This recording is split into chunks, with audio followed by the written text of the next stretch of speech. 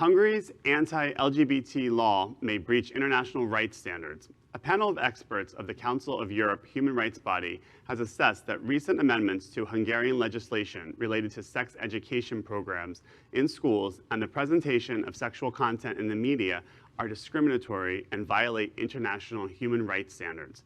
The government of right-wing Prime Minister Viktor Orban passed the changes in June, drawing sharp criticism from the European Commission and the members of the LGBT community who say they stigmatize sexual minorities and stifle discourse on sexual orientation.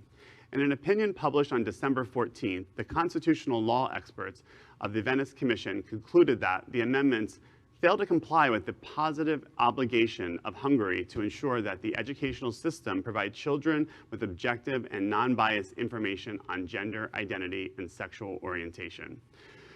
These stories are come up all the time here, just about the sometimes atrocities or things that happen against our community globally. And it's a reminder to people that live here where we have so much freedom and so many rights that we do the things that we do here so that we can spread that across the globe. And that's very important because, you know, there are children and people that are prosecuted every day for just being who they are.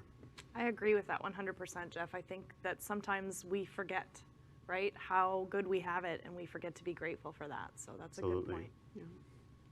I think one of the interesting aspects of a story like this is that we do have a lot of work happening here domestically in the United States focused on all of our communities.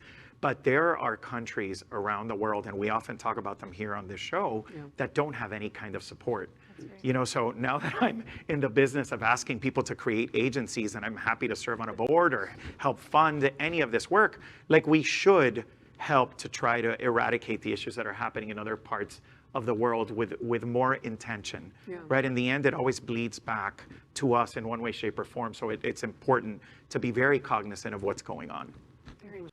LGBTQ plus news is vital for our community and for the broader world as a whole. We have enough enemies at Fox News.